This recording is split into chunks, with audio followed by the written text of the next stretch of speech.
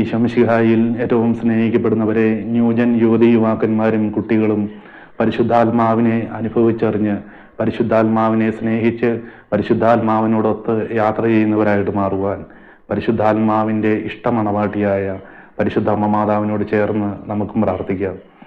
പ്രിയപ്പെട്ടവരെ, ഒരു ദിവസം അച്ഛനും വിളിച്ചിട്ട് പറഞ്ഞു, 8ാം ക്ലാസ്സിൽ പഠിക്കുന്ന ഒരു വിദ്യാർത്ഥിക്ക് വേണ്ടി പ്രാർത്ഥിക്കണം.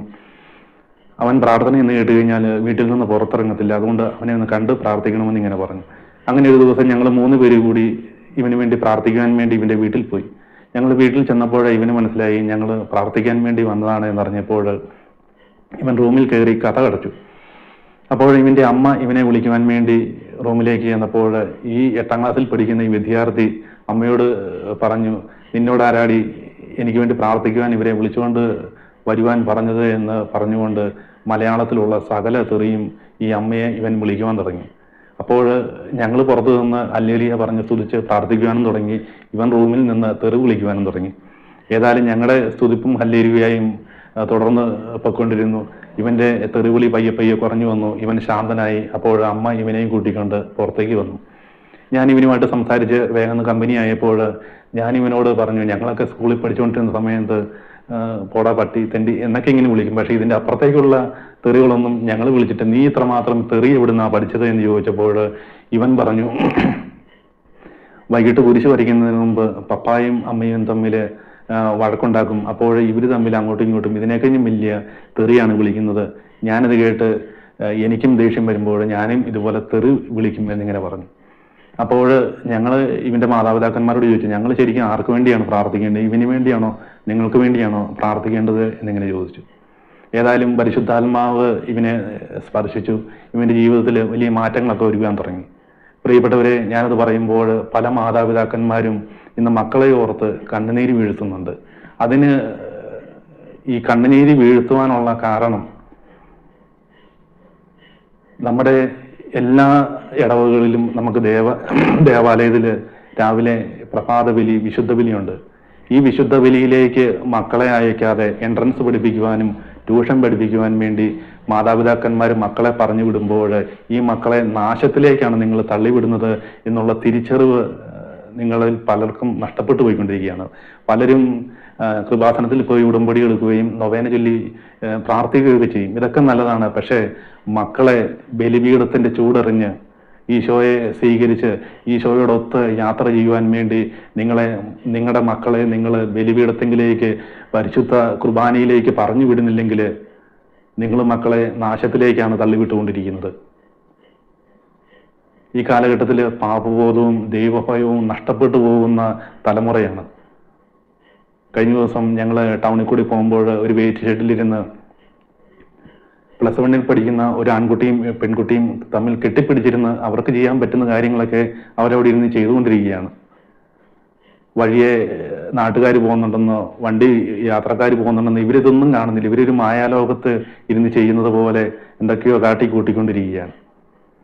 പ്രിയപ്പെട്ടവരെ, മാതാപിതാക്കന്മാർ മക്കളെ പരിശുദ്ധ കുർബാനയിൽ അധിഷ്ഠിതമായിട്ടൊരു ജീവിതം നയിക്കുവാൻ പഠിപ്പിക്കുന്നില്ലെങ്കിൽ ഇവര് നാശത്തിലേക്കാണ് പോകുന്നത്. എന്നിട്ട് പറയും, അധ്യാപകർ പഠിപ്പിക്കുന്നില്ലെങ്കിൽ സിസ്റ്റർമാർ നോക്കുന്നില്ല, വികാരി അച്ഛൻ നോക്കുന്നില്ല, വേദോടം പഠിപ്പിക്കുന്നില്ല എന്നൊക്കെ നിങ്ങൾ പഴി പറയുമ്പോൾ നിങ്ങളുടെ മക്കളെ നിങ്ങൾ തന്നെയാണ് നാശത്തിലേക്ക് തള്ളിവിടുന്നത്.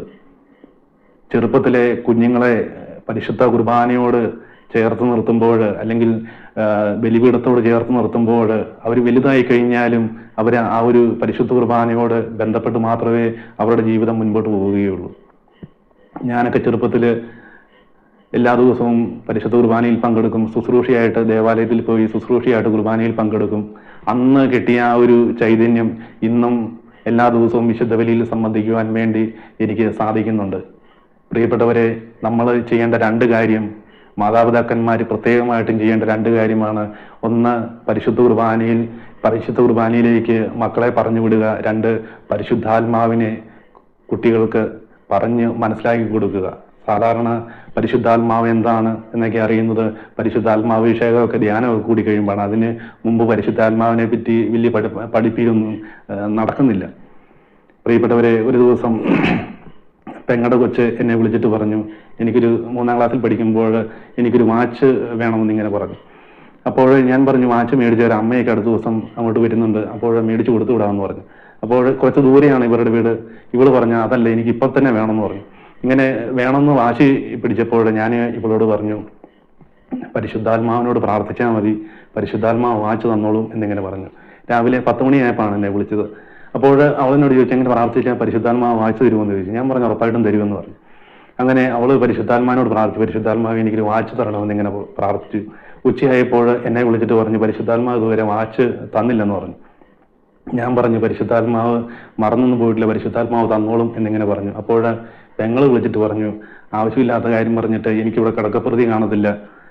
ഞാൻ പറഞ്ഞു അതൊന്നും കുഴപ്പമൊന്നുമില്ല, വൈകുന്നേരം രാത്രിയൊക്കെ കിടന്ന് ഉറങ്ങിപ്പോക്കോളും, അതൊക്കെ മറന്നു പോക്കോളും എങ്ങനെ പറഞ്ഞു. വൈകുന്നേരം ആയപ്പോൾ എന്നെ വീണ്ടും വിളിച്ചിട്ട് പറഞ്ഞു പരിശുദ്ധാത്മാവ് ഇതുവരെ വാച്ച് കൊണ്ടുവന്ന് തന്നില്ലെന്ന് പറഞ്ഞു. ഞാൻ പറഞ്ഞു അത് കുഴപ്പമൊന്നുമില്ല, തന്നോളൂ എന്ന് പറഞ്ഞു. 5:30 6 മണിയായി, 6:30 അപ്പോഴും എന്നെ ഇങ്ങനെ വിളിച്ച് ഇടയ്ക്കിടയ്ക്ക് ഇങ്ങനെ ചോദിക്കുന്നുണ്ട് പരിശുദ്ധാത്മാവ് വാച്ച് തന്നില്ല, ഞാൻ ചിലപ്പോൾ ഉറങ്ങിപ്പോകും എന്നിങ്ങനെ പറഞ്ഞു. ഞാൻ പറഞ്ഞു ഒരു കുഴപ്പമില്ല, പരിശുദ്ധാത്മാവ് വാച്ച് തരും എന്നിങ്ങനെ പറഞ്ഞു. ഏതായാലും പരിശുദ്ധാത്മാവ് അവിടെ ഒരു അത്ഭുതം പ്രവർത്തിച്ചു. അളിയന്റെ കുടുംബത്തിലുള്ള ഒരു വ്യക്തി ഗൾഫിൽ നിന്ന് ലീവിന് വന്നിട്ടുണ്ടായിരുന്നു. രാത്രി 8 മണിയായപ്പോൾ ഇവരെ കാണുവാൻ വേണ്ടി ഇവരുടെ വീട്ടിലേക്ക് വന്നു. വീട്ടിലേക്ക് വന്നപ്പോൾ ആദ്യം എടുത്ത് ഇവൾക്ക് കൊടുത്തത് ഒരു വാച്ചായിരുന്നു. ഇത് കിട്ടിക്കഴിഞ്ഞപ്പോൾ തന്നെ ഇവൾ എന്നെ വിളിച്ചിട്ട് പറഞ്ഞു പരിശുദ്ധാത്മാവ് എനിക്കൊരു വാച്ച് കൊണ്ടുവന്ന് തന്നു എന്ന് പറഞ്ഞു. പ്രിയപ്പെട്ടവരെ, അന്നു മുതൽ ഇവള് പരിശുദ്ധാത്മാവുമായുള്ള ഒരു ബന്ധത്തിലേക്ക് കടന്നു വന്നു. പഠിക്കുമ്പോഴും പരീക്ഷ എഴുതുമ്പോഴും അല്ലെങ്കിൽ മത്സരങ്ങളിൽ പങ്കെടുക്കുമ്പോഴൊക്കെ പരിശുദ്ധാത്മാവിനോട് പറയും പരിശുദ്ധാത്മാവെ എന്നെ ഒന്ന് സഹായിച്ചേക്കണമേ എന്നിങ്ങനെ എപ്പോഴും ഇങ്ങനെ പറയുവാൻ തുടങ്ങി. പ്രിയപ്പെട്ടവരെ, നമ്മള് കുഞ്ഞുങ്ങളെ പരിശുദ്ധ കുർബാനയിൽ അധിഷ്ഠിതമായ ഒരു ജീവിതം നയിക്കുമ്പോൾ അല്ലെങ്കിൽ പരിശുദ്ധാത്മാവിനെ പറഞ്ഞുകൊടുത്ത് പരിശുദ്ധാത്മാവിനെ അനുഭവിച്ച് പരിശുദ്ധാത്മാവിനെ അറിഞ്ഞ് മക്കളെ വളർത്തുവാൻ നിങ്ങൾ തുടങ്ങുമ്പോൾ പ്രിയപ്പെട്ടവരെ, ഈ കാലഘട്ടത്തിൽ നശിച്ചു പോകുന്ന മക്കളെ ഓർത്ത് ഒരു മാതാപിതാക്കന്മാരും കണ്ണുനീര് വീഴ്ത്തേണ്ടി വരത്തില്ല. പരിശുദ്ധ കുർബാനയിൽ എല്ലാ ദിവസവും മക്കളെ പറഞ്ഞു വിട്ടുകൊണ്ട് ബലിപീഠത്തിന്റെ ചൂടനുഭവിച്ച് പരിശുദ്ധാത്മാവിനെ അറിഞ്ഞ് പരിശുദ്ധാത്മാവിനോട് ചേർന്നൊരു ജീവിതം നയിക്കുവാൻ എല്ലാ മാതാപിതാക്കന്മാർക്കും മക്കൾക്കും ഇടയാകട്ടെ എന്ന് പ്രാർത്ഥിക്കുന്നു. പരിശുദ്ധ അമ്മ മാതാവിന്റെ മാധ്യസ്ഥവും സാന്നിധ്യവും എല്ലാ കുടുംബങ്ങളോടും കൂടി ഉണ്ടായിരിക്കട്ടെ. Ave Maria, praise the Lord, hallelujah.